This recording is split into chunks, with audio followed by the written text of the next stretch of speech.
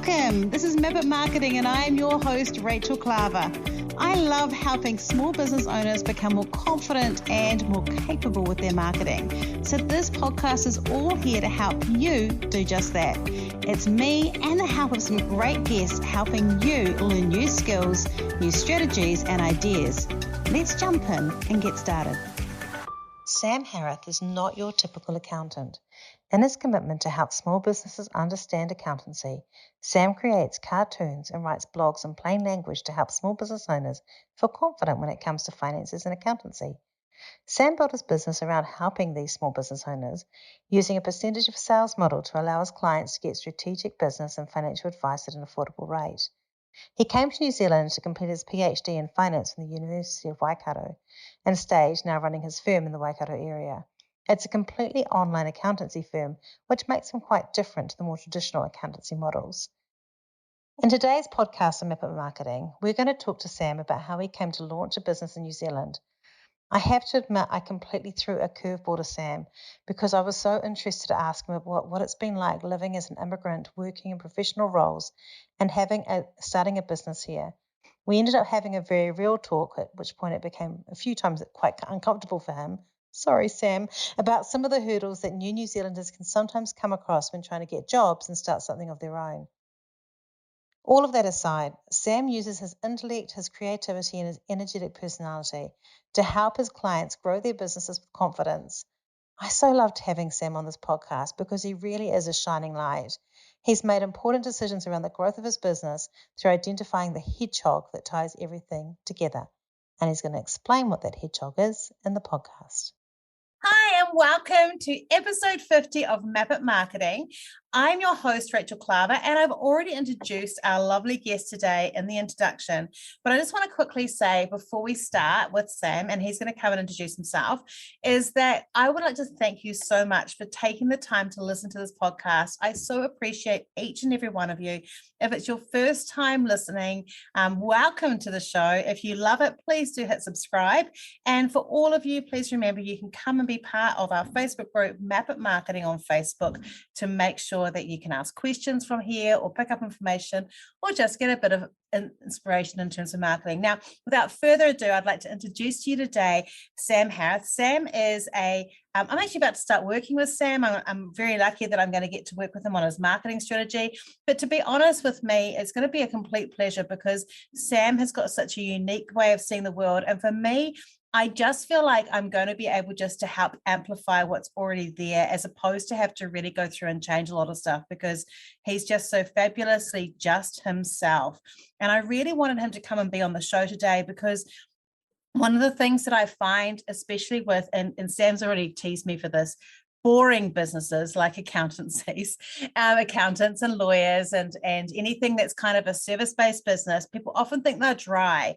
And Sam is anything but dry. He has created a brand that shows his weird, shows who he is. And I'm just so excited to have him come and show you that you don't have to be staid and boring and really, really sort of totally businessy to win a successful businesses and also to grow your business. So Sam, without further ado, welcome to the show.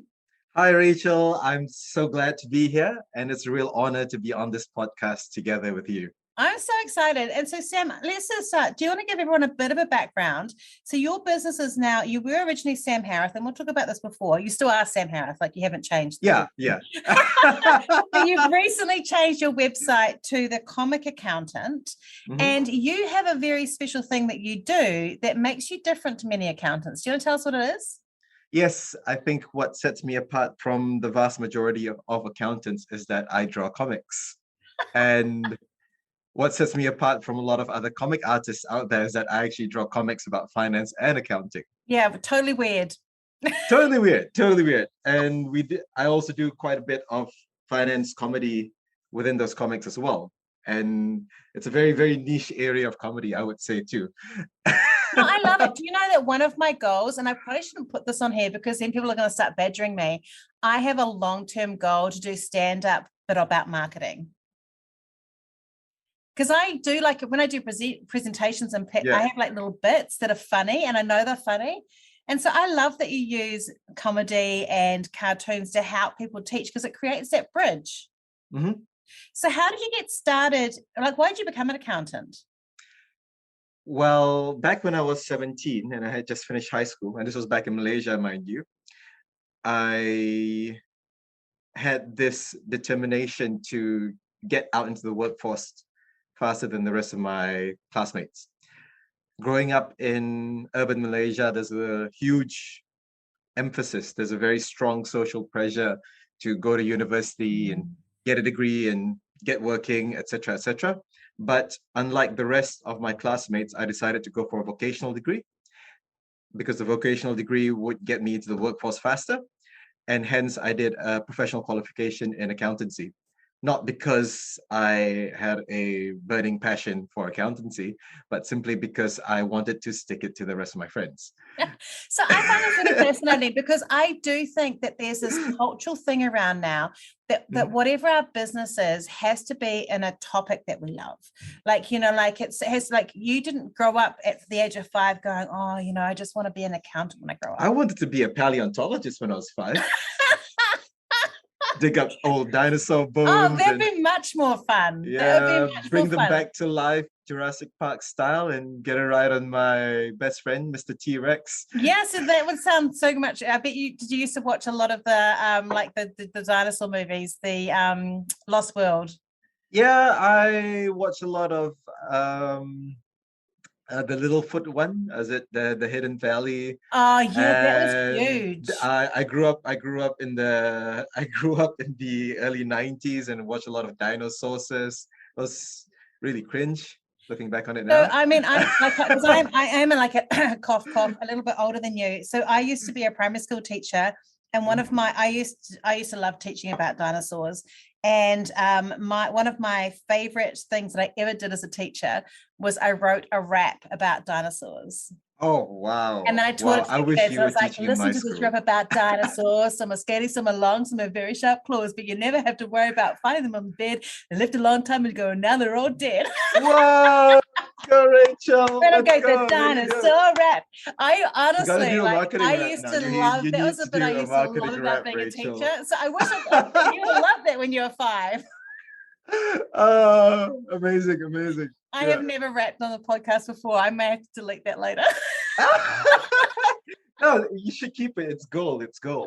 You've got a recording career now.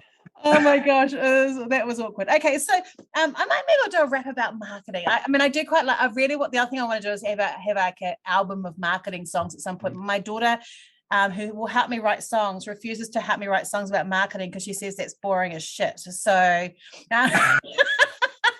She said, I've got something I might pretend and like make a fake lyrics and get her to write songs about love and then just change the words to change the lyrics. Why Yeah, not? exactly. That's yeah. Okay, so you lived in Malaysia. So when did you come to New Zealand? Yep. So I came to New Zealand in 2014 and I came here to do my PhD.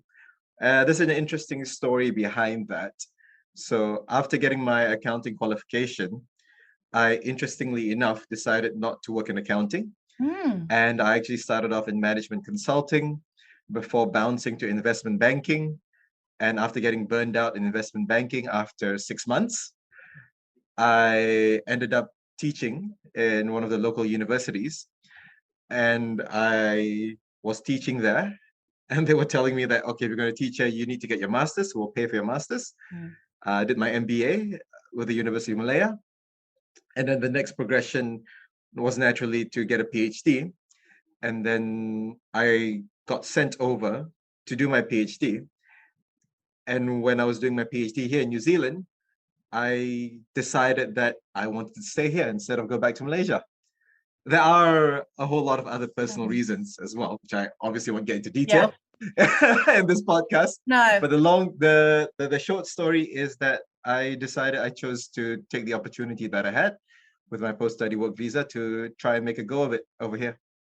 That's awesome. And you how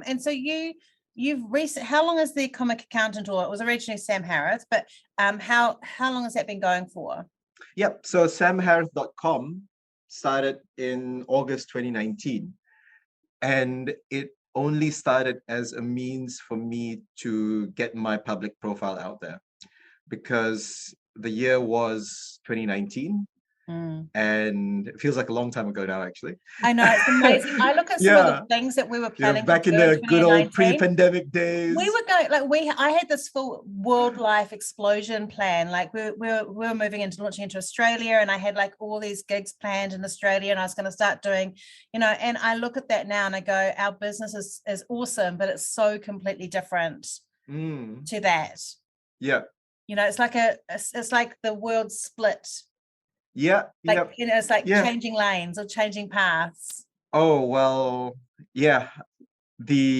My business would not exist if it wasn't for the pandemic. Yeah, funny. But we'll get to that. We'll get to that in a bit. But yeah, so I started in August 2019, and it was mainly as a means of getting my public profile out there and getting people to know who Sam Harith is, and writing on a variety of accounting and small business topics just to develop some level of expertise, so that when I went to get jobs, I go like, hey, did you know that I've got a blog as well? And then potential employers can go like, oh, wow, this guy writes. Oh, he must be really smart.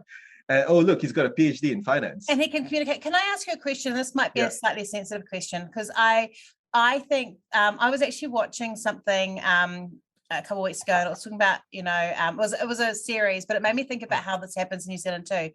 Do you feel like it was harder for you to get roles as an immigrant in New Zealand? Might turn this into a political podcast. No, now. I think it's an important question, because the thing is, like, here's this guy who is very entrepreneurial, very creative, very clever, highly qualified, highly experienced. And because this other one was actually it was like a series, and this guy had not been able to get roles over and over again in Paris, even though he was like highly qualified, because they basically, and I know myself, like I worked with this amazing gynecologist several years ago, and he was from Iran, and people would literally walk in to they'd book with him. They'd walk in, and then they'd see that there was a European name next to it and say, can I change my appointment to that person? And this guy was fabulous. Like, and so did you find it, or was there barriers? Gosh, well, yes. Can't say I'm too comfortable talking about them, actually. No, but it's frustrating. Do you think that's frustrating? It is. I mean, in terms of getting a job, I just did all I could and put myself out there, and I got hired. It was actually after I lost my job for the first time. So I got the first accounting job in the end of 2018. And I thought that was the end all be all. That's so like, that's it. I'm secure. But then that company had they lost some of their senior staff, and so they didn't have anyone to train me, and so they had to let me go because they didn't have anyone to train me. And so it was then that I sort of realized, like, I still need to be networking. I need to be putting my name out there, and eventually, I need to work harder than everyone else. You do, because I think the reason I asked that too, partly, and I'm sorry I've kind of triggered you a little bit, but I do think like look, I often have this thing about, because my mum was an immigrant.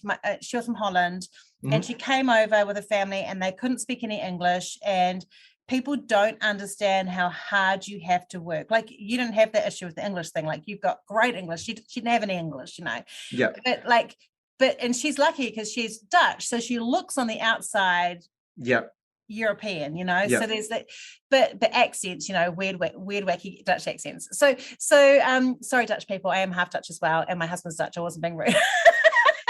But I do think that people, I have so much respect for anyone that comes to New Zealand and then creates a business and steps out on their own, because people don't realize it's not just that starting a business. There's all those hurdles you've gone through first to get to that point, and that's massive respect, because you work damn hard to build it, right?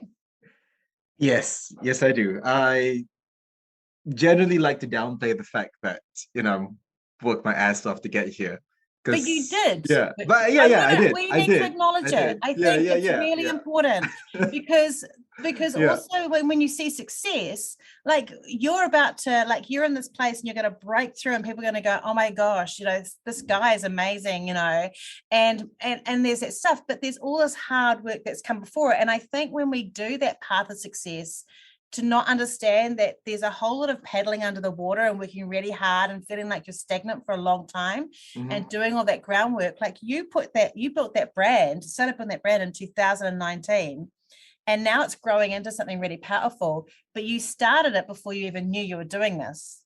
Yeah, I guess so. And right, I guess to address the question about did I find it hard as a brown and Muslim immigrant in this country to break into the job market?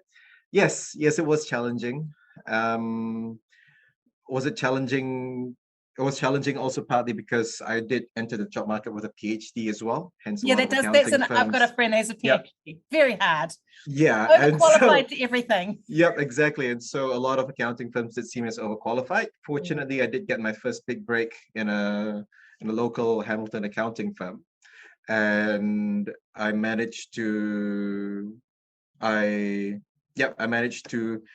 ingratiate myself, I suppose, to the to the owners of the business. I remember for that first interview, I brought in like pastries, some traditional Malaysian cookies and stuff like that. Very good plan. And I just really butted them up, both literally and figuratively. Got the job, and got my first taste of New Zealand accounting, which was obviously different from Malaysian accounting. And that gave me the foundations upon which I built the rest of my career. That stint didn't last for very long because, like I said, they had to let me go because of staffing issues. And I didn't really have much of an issue there, although it was interesting how people would talk to me differently, especially Pakeha, the older Pakeha clients. You know, you hear them talking with the other, I guess, white presenting people. Normally, I guess, like how white people talk, and they come up to me like, "Oh, hi, you bro." I was like, "Okay, cool. What's going on here?" Yeah. At least they weren't speaking with you slower and louder. Yeah, I guess. I guess that was my first experience with, I suppose, casual racism, if you want to call it that. Yeah. And then so when I finished my job there, I did some contracting work for a friend in Chic. That was a pretty good company to work for. It gave me a lot of experience.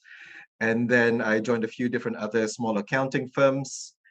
And I did have one, I guess, it's interesting how, I guess still talking on that same topic of, I suppose, being a immigrant and all that. I remember working at this one firm, which preaches a lot of inclusivity and, you know, having the team working together. And I've got a lot of respect for the leaders of that business, but it does feel like the values that they were preaching were not being practiced by the team itself. Like, and I remember that's quite common, you know. I think that sometimes the value is what the leader wants and it's aspirational, but to get it trickling all the way down is really hard to change. Yeah, I mean, it's a small company. You'd think that'd be easier to do so. But I mean, there were a few incidences like getting told off for eating rice with my hands, because that's how I eat rice in my culture. Yeah. That's crazy. Yeah, and getting told off for coughing or clearing my throat in the office. Was this pre-COVID? This was pre-COVID. It was back in 2019. Because I have to say, if anyone comes around me, I'm like, it's like a bomb shelter. I'm like under my desk. Yeah, and I think to top it off, there was a team member who I recall, she attended some talk about women in the workforce and diversity, and she's like, "Oh, that talk was full of shit. You know, why should we Why should we help brown people and women, just because, And I was just like, hey, I'm brown. Yeah, I'm brown and you're a woman, so it's kind of weird. Yeah, it's kind of weird. And yeah, I mean, I did bring up these issues with the bosses, and they said to talk about it, but they didn't, I guess. But eventually I got a different job. I got offered a different job, so I left them. But I did leave on good terms. They kept telling me, the bosses kept telling me like, oh, we love your energy, we love your enthusiasm, da da da da, but we don't have the money to hire you. So yeah, you do. So we'll shift off it, because I know that I made you talk about it, but like you do have like a really beautiful, vibrant energy about you. Like I think that that's one of the things that because so like let's talk about I think we're all inherently a little bit racist just in terms of things that we have. So definitely. But because we have like issues and it's like you've got to block it and realize you've got it, Yep, but, exactly. That's exactly how I feel about it as well. Yeah. Yeah, but I obviously, but I don't see you from that filter, and I don't see you from that faith filter. But the thing I do have like prepositions about is that accountants are boring. And you very much break that mold, because you're smiley, you're extroverted, you're bubbly. And I think like, that's a cool thing. Like you do have that. So you went through and did all that experience, and then you launched your own business. Was that because, when did you do that? Like when did you start really making it your business? Yeah, so the last accounting firm I was with, they laid me off because of COVID. I had just only been with them for about 2 weeks. And when COVID came around, I was the first. I took the initiative to research the wage subsidy, and I actually went back to them the next day. It's like, okay, here's a wage subsidy, guys, and here's how we should be communicating to our clients. And then the very next day, they told me like, okay, Sam, we're laying you off, because I was just like, but wage subsidy. Here's the wage subsidy. Yeah. Here's how you do it. Yeah. And the owner gave me some cock and bull story about like, oh, how the employment law favors employees more than business owners in this country, so we just got to protect ourselves. Rah rah rah rah rah rah. And I'm just like, yeah, mate, cool. Hey, you know what? Save your tears, man. Don't. I don't need your rich people tears, man. Yeah. It was like the wage subsidy would have kept me going. Yeah. Exactly. Like, you don't get to tell me about how hard a life you have as a business owner when I've just lost my freaking job, man. Yeah, it's an interesting thing, I think. Because you do hold that responsibility for your team. And I've had to lay people off, and they've got jobs and they'll be over it now. But I personally, for me, I found that really, really hard to do it. But he sounded like he was pretty relaxed about it. Well, I would say that I think it was hard for him. Yeah. Because he really wanted me part of the business, because it was a husband and wife team. And he wanted to grow the consulting training side of the business, which is exactly why they hired me for. But I think they eventually decided that it was easier to let me go than it was to risk keeping me on. His wife didn't so much as even look at me or even talk to me the day they let me go. Shame though, right? Like I think it is really hard. It is a hard thing. And so she did put the onus of breaking the bad news, she put the responsibility on husband to do so, which I thought was a bit stink. Yeah, it is. Yeah. If you're gonna let me go, at least have the guts to look me in the eye while you do it, right? Yeah. Telling you back. So with the comic accountant and with it, so tell us a little bit about how the practice works for you. So we'll go back to the comic stuff in a minute, because I really like that. But are you mainly doing is it mainly compliance, or is it partly compliance, like doing the books and things like that, or is it mainly business consulting? Like, how are you shaping the business and how are you growing the business in terms of how you're doing it? Yeah, great question, Rachel. So I'll tell you how it all started, right? So remember, I've had that blog since 2019. Yes. So August 2019, just sort of plugging away at it, kind of on a really part-time basis. And then in March 2020, COVID reared its ugly head. Everyone lost their jobs, including myself. And I found myself in a position where I remember sitting with my wife and going like, oh crap, so I just lost my job and don't know what we're gonna do. She had a bit of a cry about it because she was really frustrated. I think in a lot of ways she was just frustrated with how perhaps I was treated as maybe a worker, as a migrant. I don't know. Yeah. And so the first thing I did was actually I called up that old firm. I remember that old firm that I said had issues with the leaders being really, really good and progressive, but the team not being so. And so I remember calling them up because I thought, hey, we had a great relationship. They said they liked me very much. They were advertising for a job. And I called them back up and asked, hey man, can I come and join the business? And so one of the bosses actually said that, oh, I'm sorry, but I think that you're not a good fit for this team actually. So you actually you'd be wasting your time. Oh. Yeah, which kind of shocked me because I was just like, oh, I thought you guys liked me. Yeah, which I guess goes to show that perhaps there's probably a lot of, I guess, internal prejudices within the team itself. Yeah. And I would probably go so far to say that maybe the team is actually pretty low-key racist, but but maybe they don't realize that. Yeah, and I think and sometimes too, I think so let's just talk about personality types. You are, I imagine, I can imagine you to be quite vivacious and chatty, even though you get down and work really hard.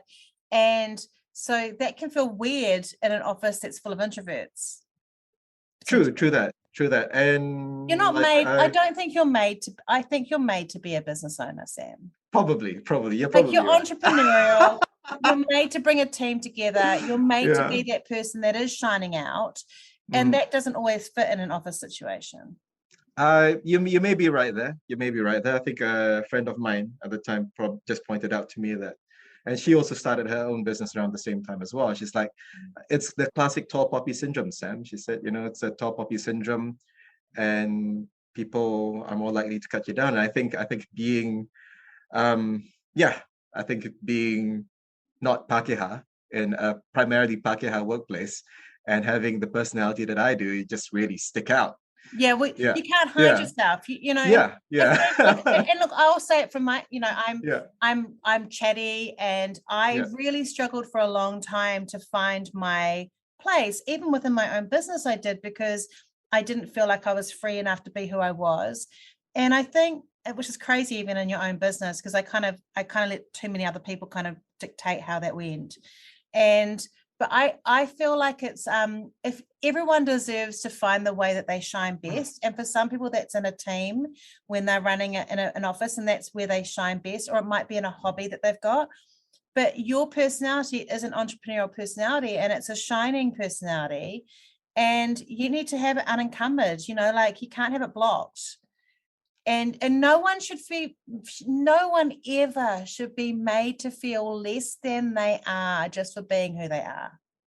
Yeah, I agree. Having a job that's contracting that is never going to bring that sense of being who you are and living in the light that you are.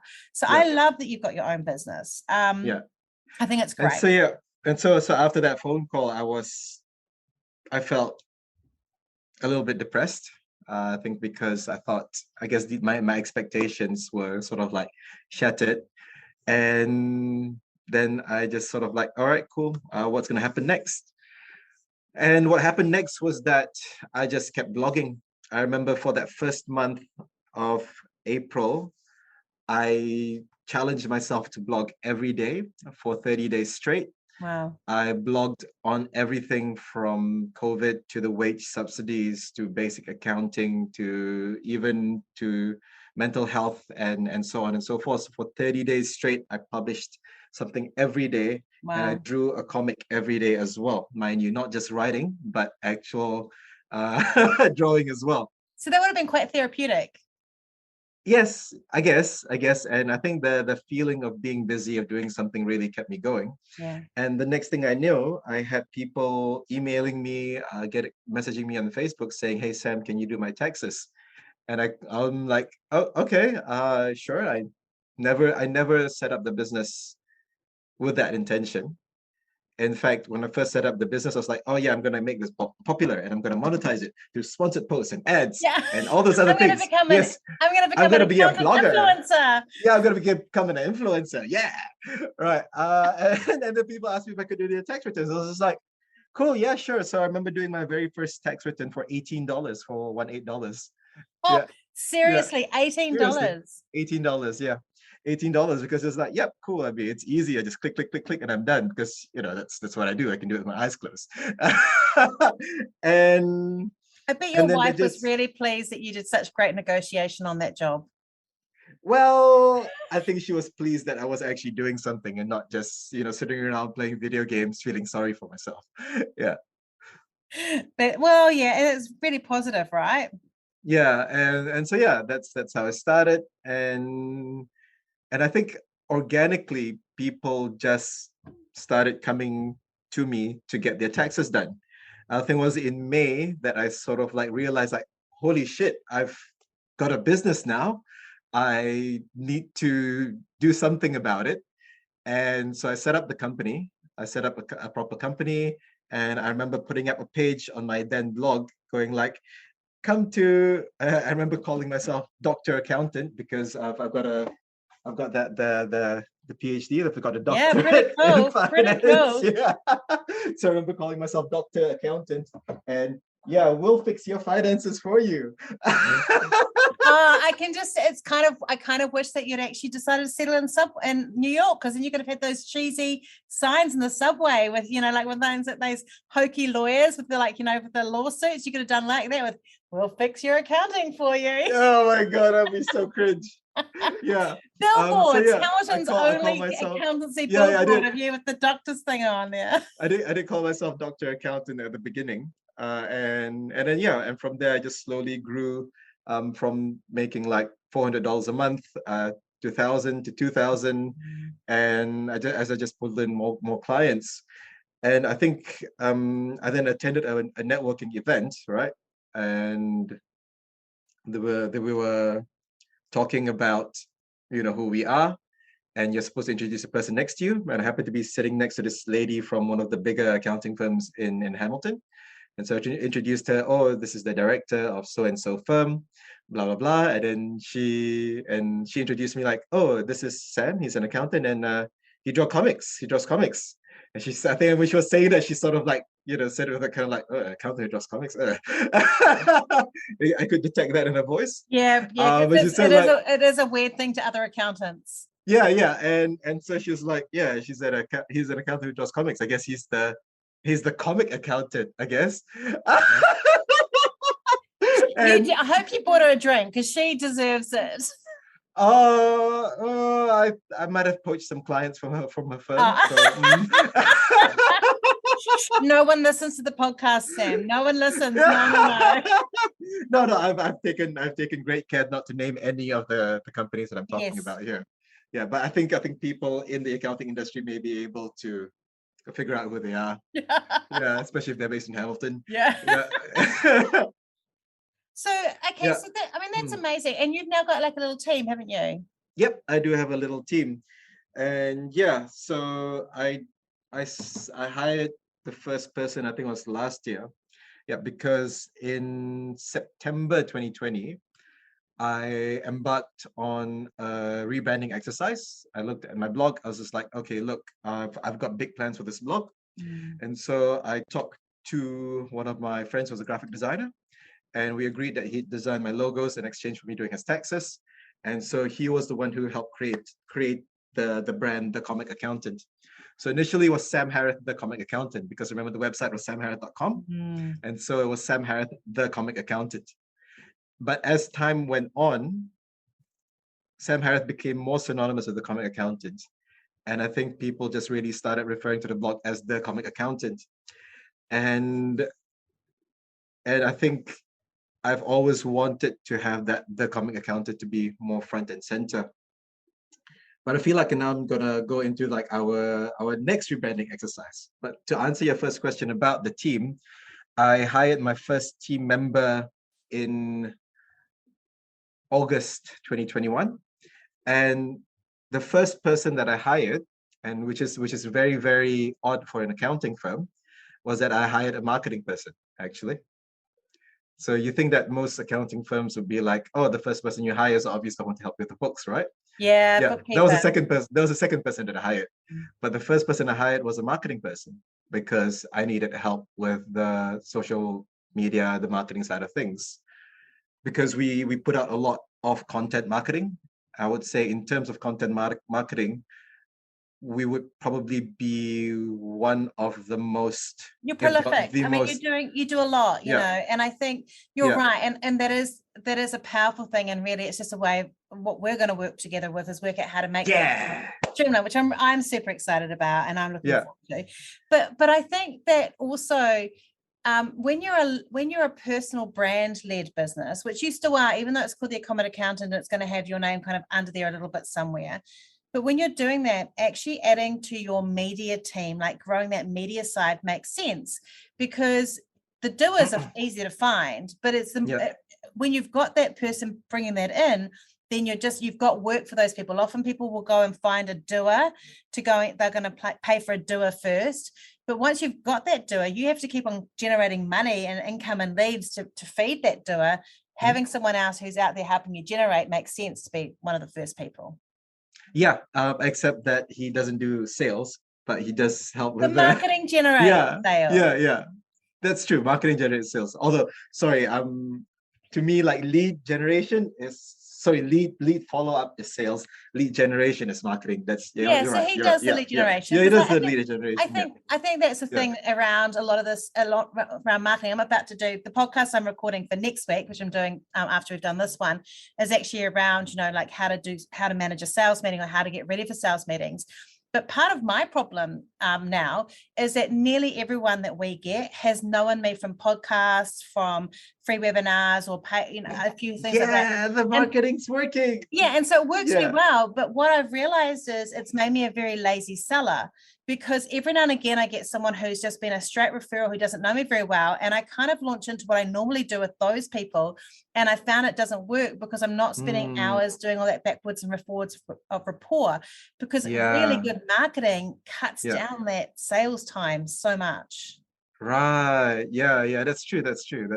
So he is worth his weight in gold, but don't tell him that we said that. We'll wipe that out of the podcast. Well, yeah. Well, you're gonna see him during our marketing strategy meeting anyway, and he's amazing. He's amazing. I like to call him my eldest son. Because he's Gen Z, isn't he?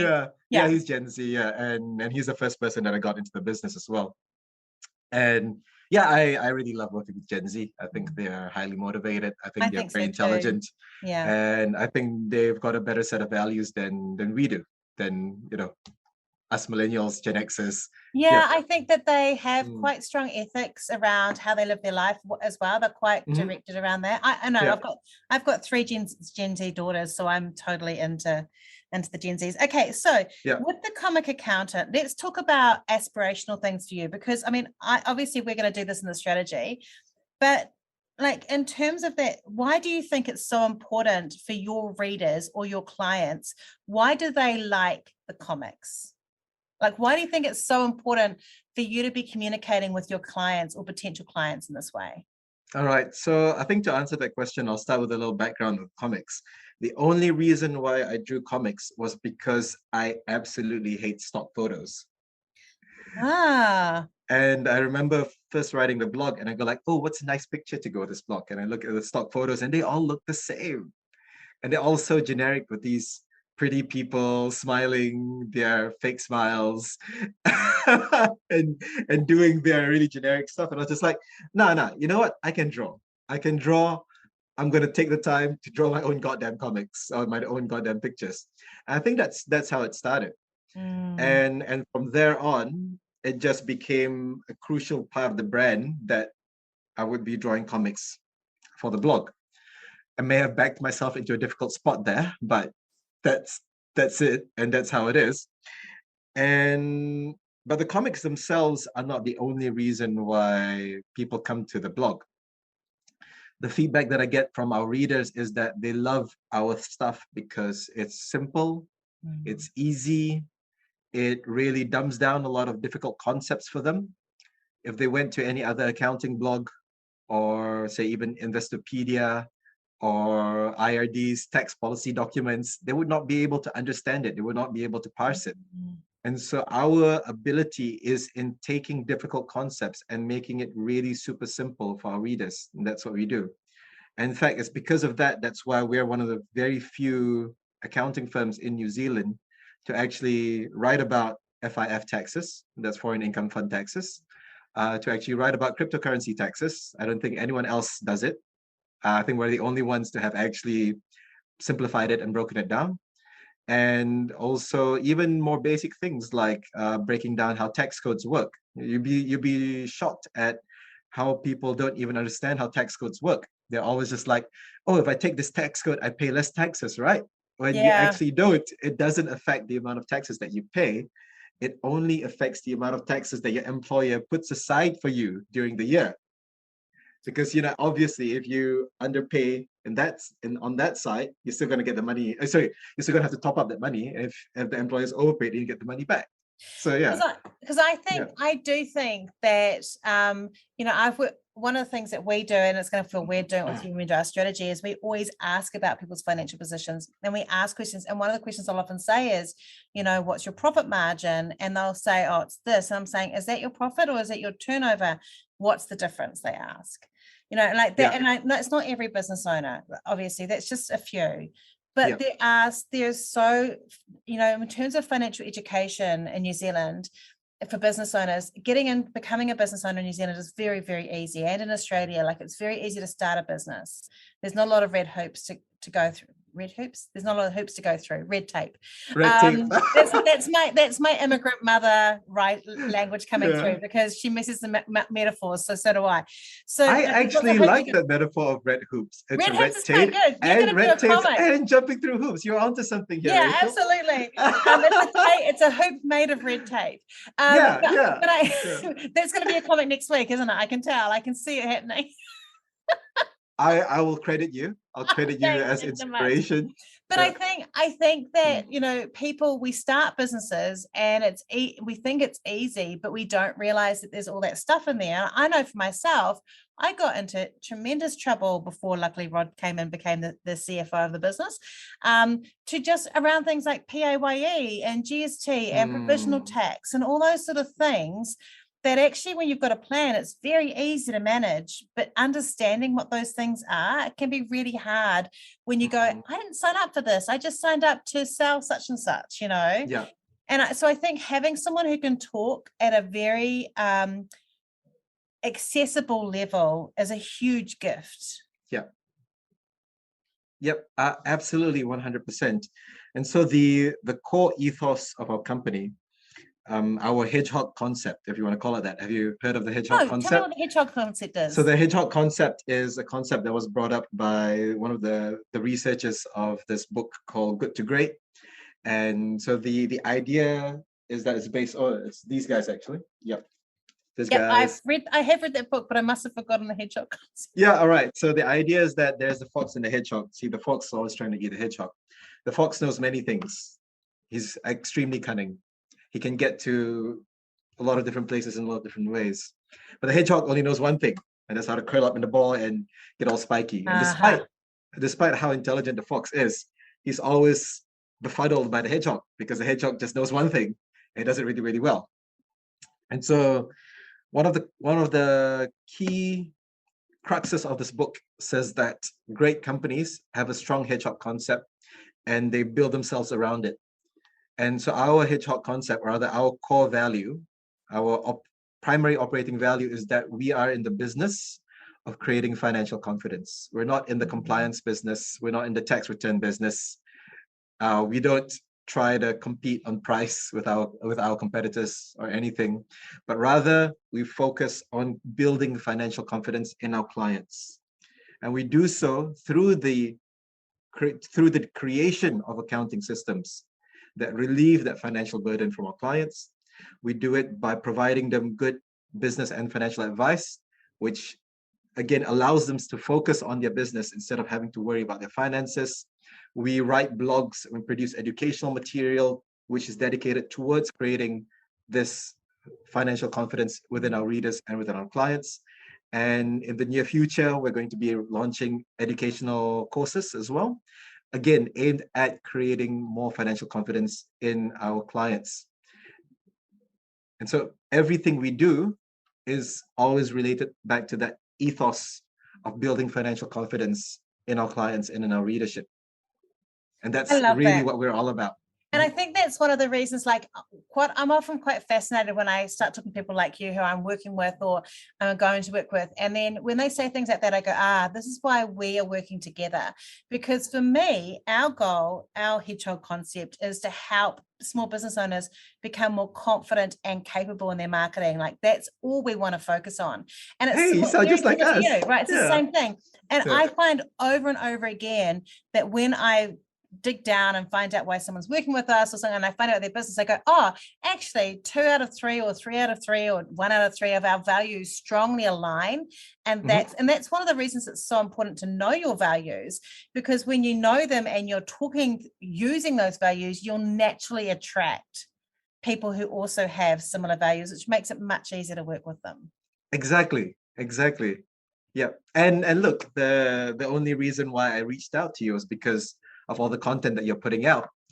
And that's how I knew. Don't look at the last week. Haven't done much in the last week. I mean, well, the connection has been made. I was just waiting for you, Sam. Now I'm off it. No, I just if I don't bank up stuff, I have a week, a month where I'm just super busy and I'm not in the mood to do like a lot of stuff because I've got other things. And if I don't bank up enough content, that week is very I know. Yeah, banking up is tough. We've been pretty hard. Yeah, we've been pretty slack on our content side as well. But at least we've got an excuse. Our website was hacked, etc. Yeah, there's an excuse. Yeah. My excuse actually was a client's Facebook was hacked, and I lost like a Sunday and a Monday trying to resolve it. So that's where it all started. But you know, I can't. I'm meant to be better than everyone else when it comes to marketing, so I can't really use it as an excuse. Hey, by the end of the day, we're all still human. Exactly. And it doesn't matter. I've still had leads coming in. It hasn't killed my business. It's all right. Yeah. And it's a lesson for everyone else too. Like if something happens, don't freak out. It's like any habit. If you have a break from it for a week for some reason, you just go back and rebuild the habit and it's okay. Yeah, exactly. So I love your ethos. I love what you do. Have you got plans for those comics besides the blog? Yeah, so the comics, well, first of all, we're going to bring the comics onto the new blog because currently they're only just on the blog, you have single panel comics, which go with each article. I also do produce multi-panel comics as well, like 2-panel, 4-panels, 16-panel. That's the biggest one I've done so far. Wow. Yeah, and they're all on our Facebook. So they're still on our Facebook and you can go check them out if you want. That's just look for The Comic Accountant on Facebook. And then the goal is to bring them onto the new website as well. We want them to be on the website and so that viewers to the website can see the comics as well. Apart from that, we would like to produce more free educational videos on our YouTube channel and possibly onto TikTok. We have done a few animatics. So one of my team members, he animates the comics that I make. And he does voiceovers for them, and it's really cool. It's really cute, but hasn't really gotten much traction. So I'm maybe kind of hoping that maybe Identify Marketing, Rachel Klaver, can help us out with that. Give us some ideas. Yeah, it'll be interesting actually. Yeah. I do find that animations don't always go very well, so maybe we just have to find a better way to present these comics. So we'll have I think so too. I think that's something that we want to explore with you as well. But so can I ask a question about the comics? How do you make those comics? Like, are you drawing them on paper or are you drawing them on a tablet? So once upon a time, I had a notepad and I sketched them out by pencil by hand. And then I would go over them with black ink and I would erase all the lines and I would scan it in until my graphic designer friend gifted me this. Yep, cool. That is an amazing drawing tablet. Yep. And it was difficult to learn how to use because you're drawing on the tablet, but then whatever you're drawing is coming up on the screen in front of you. Yeah. And it takes some practice getting used to. So what he told me is like, right, when you're playing video games, use the tablet, don't use your mouse and keyboard. And so that's what I did. I died so many times, but it did help me gain that, what's the word I'm looking, dexterity in using the drawing tablet. And this is how I primarily draw. I draw digitally. I use a free software called Krita. Oh, yeah. But now that we've got a bit more money, I think I might just invest in Photoshop and Illustrator, the whole Photoshop suite of drawing products. Yeah. And so that's how we do it. Cool. And my art style is really simple. It's just usually just basic lines, black and white. I do put in a little bit of color just to highlight different items. But yeah, otherwise it's a very bare bones kind of like simple art style. I don't consider myself a great artist. I just consider myself a great communicator. Halfway decent comic. Yeah, no, I love it. I think it's amazing. So, Sam, this has been a complete pleasure. And I know that I kind of derailed you from my natural curiosity, but I think actually I'm so excited about this podcast episode because I feel like we talked about some stuff that so many other people that listen to this show will relate to. And it's a side that's not shown a lot when we talk about business owners in New Zealand. So I'm really thankful that you went past your levels of comfort by helping me walk through it. Because when I'm deeply curious, I'm a nightmare because I just want to know things, asking the questions. But thank you so much for being on the show. I love the fact that you do show your weird, show your personality, and that having a business has allowed you to do that. And I'm really excited. I am super excited to see what's going to happen to you as a person as you develop this, because I think we're only really seeing you at really the beginning. I know you've done so much already, but really that beginning of just stepping out and people knowing you for what you do. And I love that. If people want to get hold of you and want to work with you and go, I need an accountant like you in my life, I so need that. You'll work with anyone in New Zealand?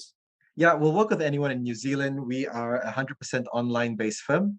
I think that's another thing that does make our firm unique. I can only think of one other firm that is fully online, and that's Beanie Accounting, and they are our most respected competitors. And and there's Henry, although I don't think Henry really counts because Henry is more of a software, rather than an accountant. Yeah. They market themselves as accountants, but they're really not. Yeah, they're a software. Yeah. So they're a software. Yeah. So you do, and you would be ideal for creatives, right? Because you understand that creative process. You would be ideal for solopreneurs or small business owners who really have their own kind of desire to serve their customers, because that's who you are. Exactly. Yeah. Yeah. And we do have a pricing model that actually means that we aggressively, well, not I wouldn't say aggressively, but rather we have a pricing model that accommodates really small business owners, because we have a pricing model that is actually similar to Henry's. That's 1% of your sales. It's just like Henry, except that unlike Henry, you're actually getting an accountant who is qualified, who is talking to you and guiding you through this process as someone you can actually pick up the phone and call, speak to, and who will help you address these things. I think that's one of the feedback that we've received from our clients. We do have a minimum charge, meaning that if you're making below a certain amount, we're still charging you $35 a month. Yeah. Fair enough, right? I mean, got to feed the team somehow, right? Yeah, absolutely. And we do insist that you use an accounting software, and so often there's an additional monthly cost for using the accounting software, but that can range from $13 a month all the way up to $60 a month, depending on the requirements of your business.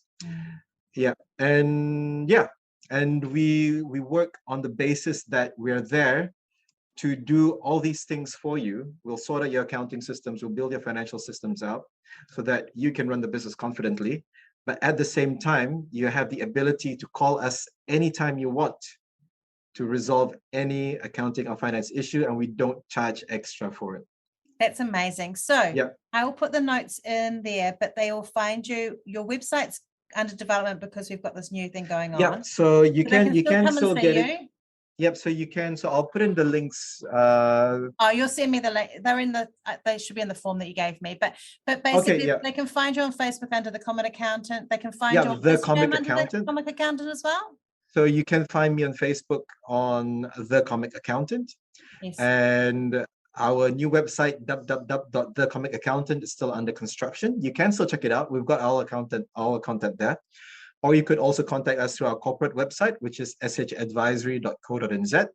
So that's the name of the company. So the SH Advisory owns the brand, the Comic Accountant, and all that. Yeah.